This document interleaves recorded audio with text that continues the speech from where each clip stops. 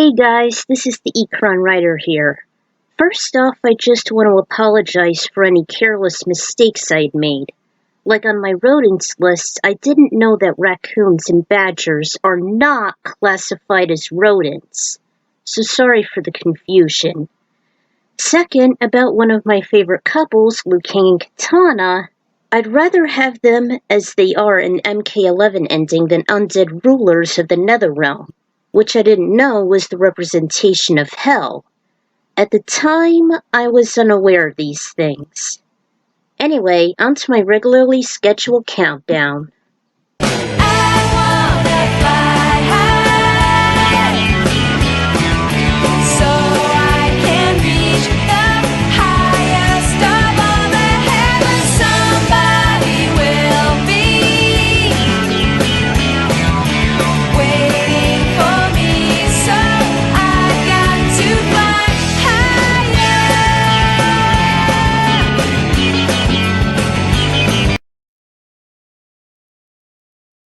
There are so many video game characters we love, and some can be just as lucky if we can actually relate to them in various ways. It gives both the character and game extra bonus points on being all that more enjoyable, and it gives us that warm fuzzy feeling that we aren't alone, no matter how fantastical they may seem. Whether it be their personality traits, actions, or just more psychological matters. Now keep in mind, just like my other lists, these characters are solely based on personal experience and how much I can relate to each one. It doesn't matter if they happen to be male, female, an anthro, alien, and ethnic characters are out of the question. It's just like what Zidane said, isn't it what's the inside that counts? This has been my most anticipated and probably my deepest list to date. And who knows, maybe there'll be someone that even you can relate to. So without further ado, it's time to go in skin deep.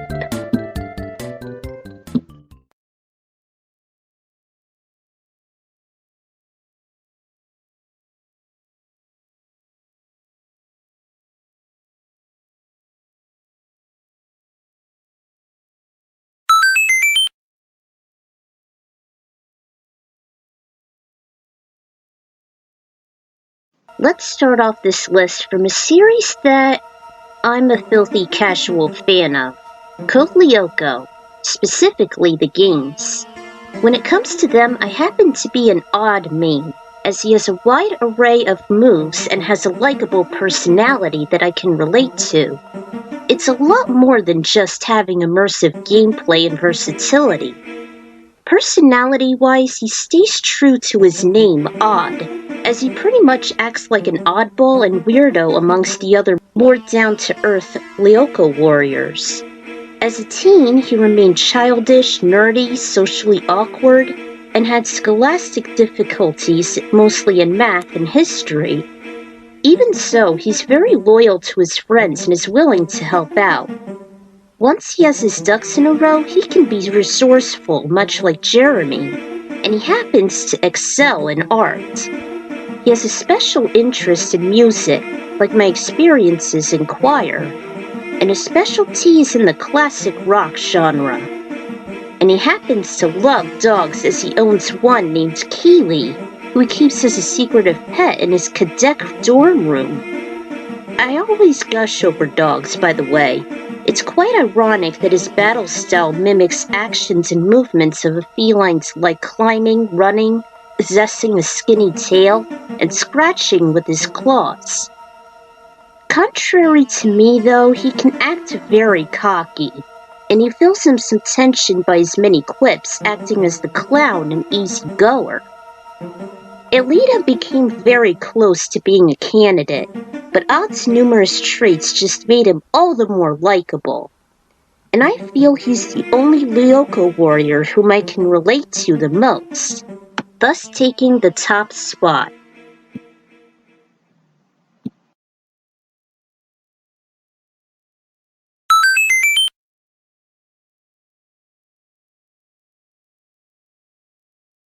It shouldn't be more obvious I happen to love the cute little dino from his own series, including the Mario titles. But since I can relate to someone else in his side franchise, I should include the star of the show. There are so many similarities that Yoshi and I have. First and foremost is that we tend to have a large and variable appetite. Yoshi is a huge eater and has a large repertoire of food choices, eating nearly any enemy he comes across. I too love many types of food, and we tend to have very few dislikes. Second, while a lot of Yoshis tend to have all shades of the rainbow, the main dinosaur, though, happens to be green, which is my utmost favorite color. And considering that I love cute little dinosaurs even when I was a kid, he was just love at first sight. Whenever he appears in various games, I'm always giddy on using him, even in spin-off titles like Mario Kart. As if those traits weren't good enough, I can so relate to him personality-wise.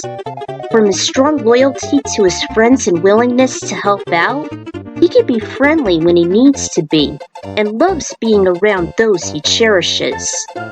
He prefers speed and nimbleness, which makes his gameplay as immersive and enjoyable as Odd's.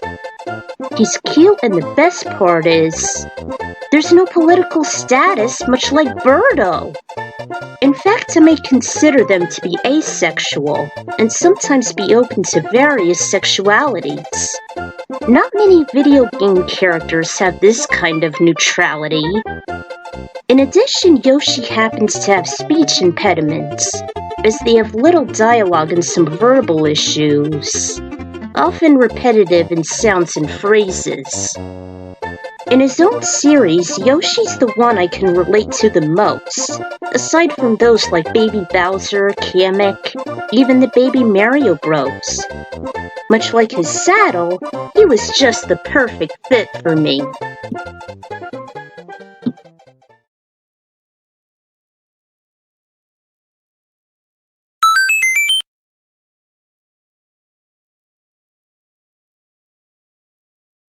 Picking a relatable Mortal Kombat character was beyond tough, especially when dealing with a rapidly growing cast and the inconsistent lore of it all.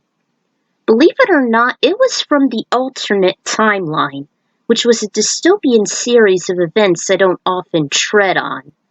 Case in point, Takeda Takahashi. At first it'd be either Sonya or at least her daughter Cassie, being she's a millennial and all, but Takeda fits better, just barely. First off, he was around the same age as me, around his 20s once the NetherRealm series began.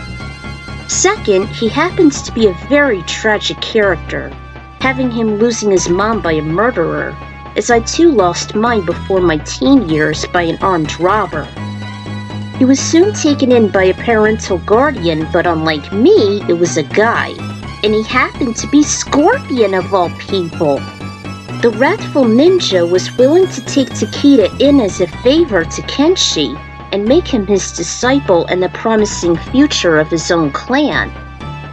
And third, he happens to be a timid and emotionally insecure individual. I can't imagine him dealing with the ticking time bomb and a surrogate parent and mentor. He's also serious, helpful, loyal, and often is able to stop arguments. I try to be the pacifist sometimes, even though a lot of people don't like to listen to me. But if there's a probable solution, I shall take it.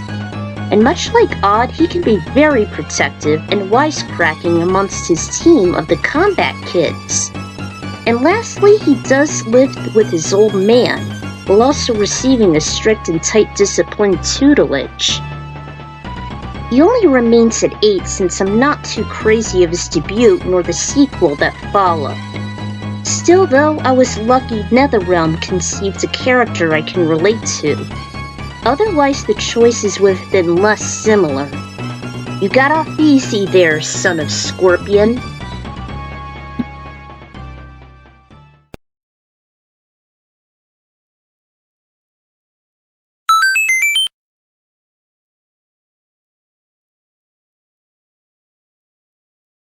can I leave out a character from the Bouncer on this list?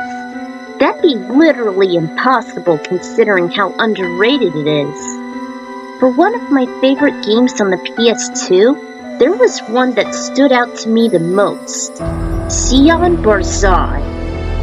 Oh man, I always loved playing as him, as he always was my main and I can relate to him on several levels. First, much like Takeda, he had a troubling past, as he lost his girlfriend Chaldea Orchid 2 years before the game took place. He succumbed to a grave depression and was closed-minded onto others, until he met and saved Dominique. As I stated before, I know firsthand on losing a loved one when being so young, as well as losing our innocence in the process. Actually, he too lost his mom in a flashback before he was taken in by his guardian, Wong. Personality-wise, aside from being kind and edgy, he too was very duty-driven and loyal, as he always drives the trio of bouncers forward on saving Dominique and soon the world. But he can also be paranoid, obsessive, prone to anxiety and insecurity, easily frazzled, arrogant, and protective.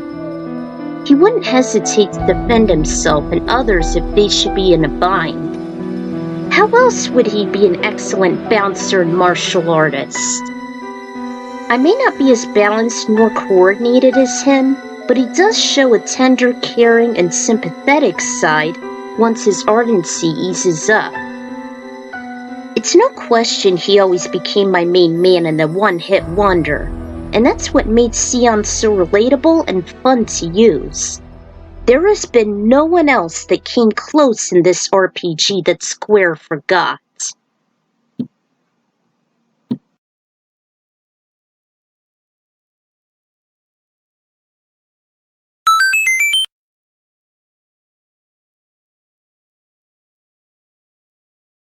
Banjo and Kazooie seem to be a weird case. I happen to have a personality that is similar to both of them, which may explain their awesome dynamic as they depend and tolerate each other, as one be hapless without the other, thus never separating them.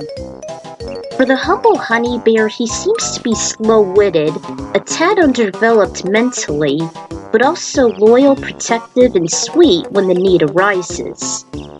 When he has a chip on his shoulder, he tends to be aggressively straightforward, when angered and brutally honest. So people should never be deceived over someone's kindness. Sometimes I jump into a conflict to defend myself while threatened, while other times I can be timid around newer folks. Also, he and I absolutely despise being labeled as retarded or as far as a delusional nutcase by others. I also coincidentally happen to have similar traits to Kazooie. Just like Odd and Takeda, I tend to be sassy, protective, and wisecracking. She and I can be sarcastic because everyone we know has always insulted either one of us, so we won't hesitate to talk smack onto others if there need be. We also absolutely hate boredom. There is no worser fate. Aside from our rough exteriors, we're loyal and never insult our friends, much as the case with Banjo. We also tend to be tomboys, so that's a huge plus there. Like Banjo, we still have good hearts and are willing to help with a strong sense of justice and a loathing for evil to boot. I guess the old adage from Paula Abdul does apply here. Opposites do attract. As such is the case with these two opposing buddies.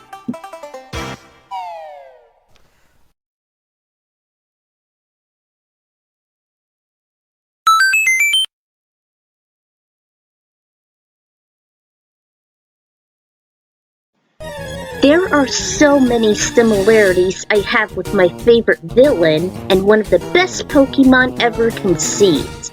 I could go on for a damned eternity describing each one, but I'll try and keep it as concise as I can. Mewtwo has impacted me so much with his personality, experiences, and overall how he fits into society. He was created and raised in the New Island Labs, both before he met Amber Fuji and after he lost her. He has been treated as a test subject, abused by low-life humans, and really hates being bullied and be gaslighted as weak and inferior, especially those who happen to be so much different than him, and has been proven to be just as flawed. Just like him, I too was born mostly in a lab, as I spent 6 months in the hospital after I was born since I had multiple defects, thus being involved with experiments. Also, much like when Mewtwo grew up, I was also involved with experiments as I finally reached 18, testing what my triggers and disabilities were. And even then, those apathetic humans have been abusing those said setbacks. Since then, I never trusted specialist doctors, as they seem to be like human probes, always prying open your mind and intruding it. Even being experimented with meds I didn't need and be treated like a lab rat. Growing up, we tended to be protective, while at times savage and cold when push comes to shove, while also being assertive and pushy. It tends to be hard to reach our caring and altruistic sides when the need arises, as we possess a small heart with a rough exterior as a sign of always being vulnerable. We also lost a loved one, just as Mewtwo lost Amber, though our tragedy was much slower. Regardless of our life experiences, we still get belittled due to our mental differences and much rather prefer to spend time alone. Opening up to others has never been easy, and we act out as loners. Though not really to the point of isolation, just introverted.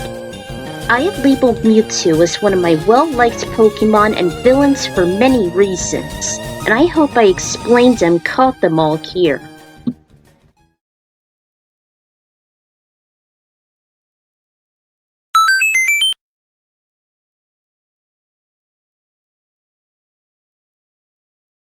Just like in Mortal Kombat, the convoluted juggernaut of Final Fantasy was proven to be difficult. Same thing with the astronomical amount of characters. Cecil Harvey and Vivi were close picks, but there was one from a game I recently discovered, Princess Garnet from Final Fantasy IX. She was once the heir of Alexandria even when her mom passed away, again like me, and was taken in by her stepmom, Queen Braun. I mean, seriously? There's absolutely no shape nor form they can possibly be related. Anyway, I can relate to her in many ways than one, despite me despising princesses in general and having the title as a pet peeve. I'd say she's a lot more devoted than any of the princesses we know, even surpassing the helpless Peach. She's book smart, hates being ordered, she loves entertainment, but unlike her, as she loves the theater, I tend to love retro or action movies and TV, so I guess it's close enough. She used to rely on others like the dim-witted Knight Steiner and his poor self-worth, eventually developing assertiveness once he joins Zidane and discovers the cover-up of Kuja and Braun. And she used to be introverted, sheltered, and wants to spread out, whether it be her haunting visions or her dreams on being a summoner. Her destiny unfolds like a Venus flytrap. Speaking of which, she and I were both raised by a corrupt stepmom, even having 2 hooligan twins that are only loyal to her. I'm not kidding. Even so, she's still determined and has a rough exterior but can have a soft heart when necessary, especially when she slowly opens up to Zidane, whom Steiner often hates. She likes music and singing, which much like Odd takes me back to my choir days. But the best traits are that she is casual and a tomboy, contrary to any princess and future queen that has ever existed. If I were to make a females list, which may be highly probable, I'd definitely put her on as an honorable mention. I'm so glad she wound up as the rightful ruler of Alexandria, and as one of the best healers and summoners. Garnet's definitely one of the best female characters that Square has ever concocted, and that gem just shows how rare and valuable they are.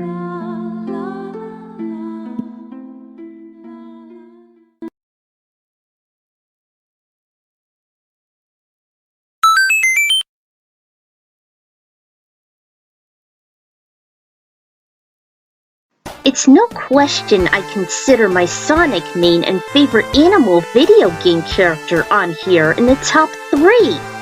Just like Yoshi along with the other 2 contenders, he has impacted me so much as a youngster, as well as one of the most relatable characters I'd ever encountered. Aside from my ongoing love for foxes, he and I started to be timid and quiet, while also humble in our own capabilities. Thus, we underestimate our talents and are mostly unaware on what our potential is. We try to be gentle, sweet, loyal, and kind of dependent on others, like he was with Sonic. After all, he was the first hero he idoled and took him in while others treated him as an outcast. Over time, we became more outspoken though. We seemed to be modest and never brag, and when we were young, we really lacked self-confidence, initiative, assertiveness, till we gotten older. All we needed was determination and faith on what we can do. In moments of distress, we'd often sink into lower self-esteem, while still being naive and big-mouthed at times. Nevertheless, he and I love to be around friends and be supportive however we can. While I'm not an inventor, I do tend to be creative on fanfics, countdowns, art, etc. We also have so many hates in common, such as being teased or mostly bothered when we're doing something complicated. I can't stress the latter enough, and I believe we seem to have OCD. Hell, thinking we cannot do something can really set us off, especially when people do not often listen. We too loathe being ignored. Even doubting ourselves is useless or get easily angered when insulted. We do take those crucial matters very personally.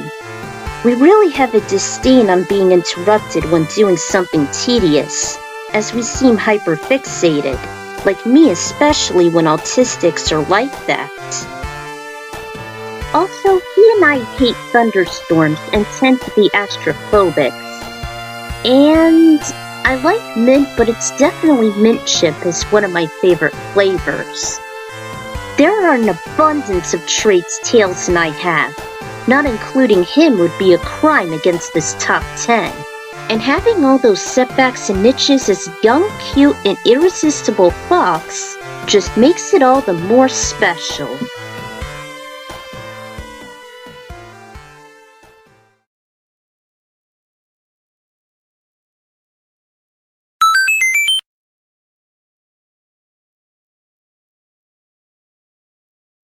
There are just so damn many reasons why I consider Rick Wheeler to be first place in my eyes, and my F-Zero timeline shall explain these reasons, but I'll try and keep it brief as I possibly can.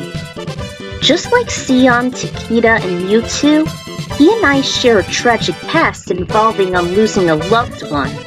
Unlike him though, there was justice to my mom's murderer, and he was sentenced to life.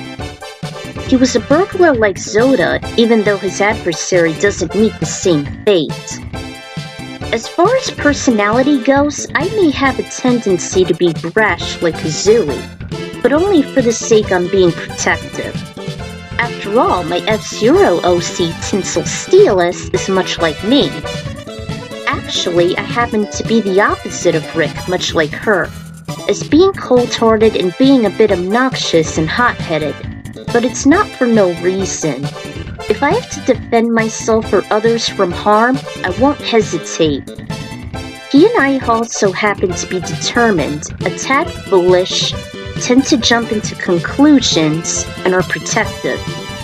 We're also very dedicated, sometimes goal-driven with our occupations, while also being resourceful, willing to solve problems, with him being a detective, and easily frazzled and distracted from the task at hand.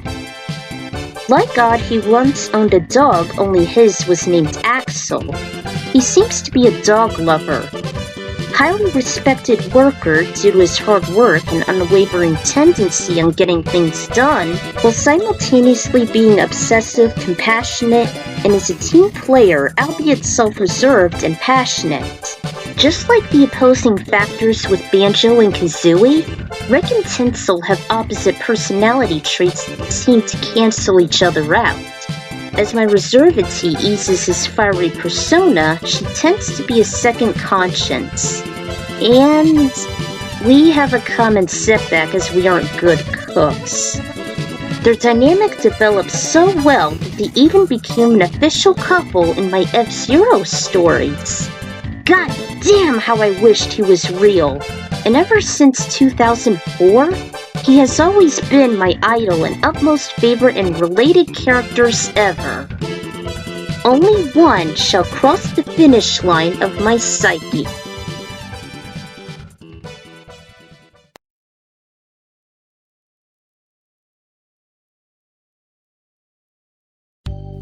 Alright, we counted down the 9 contenders I can relate to. Who shall be number 1? Find out after those honorable mentions.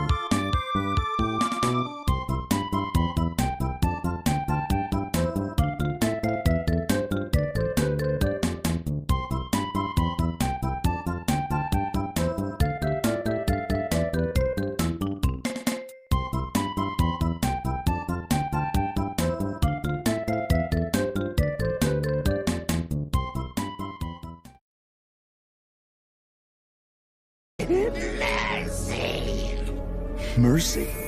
To a virus? Never.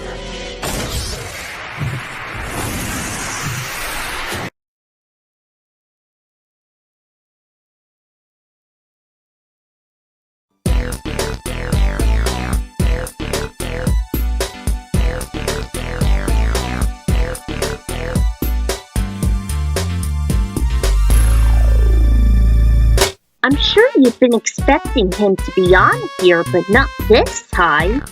Ever since the beginning of the restoration of video games, and one of my earliest encounters, I freaking love Luigi.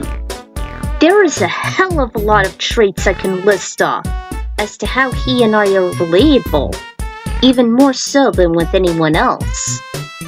First things first, that just as with Yoshi, green's the go-to color. As pointed out by Treesicle, he has anxiety issues like me. Even though I wasn't diagnosed with them, I still have symptoms aside from depression and OCD. As highlighted since Yoshi's Island, he's the youngest in his family, like how I was to an older sister. As far as persona goes, we got a lot going on. We are loyal, protective, introverted, insecure, easily frazzled, timid, sometimes a coward, not much of a risk taker, worrisome, always being overlooked and underestimated. I have them all. Just like Tails, he is humble with his abilities, modest, shy, and emotionally sensitive, especially if someone belittles him. It's criminal that he and the two-tailed fox don't play a productive role together, not counting their competitive sides in the Olympic Games. We all tend to suffer from inattentiveness, and we're not usually happy, as we naturally speak in monotone and are very pessimistic and doubtful. It's quite a relief he's one of those who shows disdain when animals get abused. He's very self-reserved, as if he did something shameful, he'll keep it to himself. And it's no wonder, as he is more of a klutz, cautious, can be kind and determined if confident enough, and is mostly silent and less talkative. Not that it matters, but we always tend to walk and talk awkwardly. Maybe he has a poor gait and was born with mental defects like I was. I'd really love to see that one day, a psychoanalysis of video game characters. Hopefully there'd be some neurospecialists out there who are into gaming and could break down their favorites' mentalities, just as I did. I'm the Ekron writer, and out of all the infinite video game characters, Luigi stuck out to me the most as much as a green thumb. And hey, why don't you guys compare yourselves to your favorite mates? I'd love to see them one day. You'd be surprised at what you would find under virtual animals. I'm Luigi, number one.